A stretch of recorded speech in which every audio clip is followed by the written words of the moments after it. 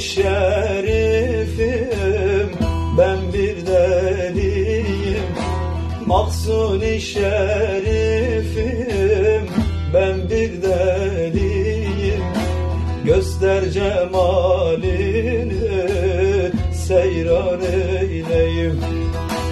Göster cemalini, seyran eyleyim.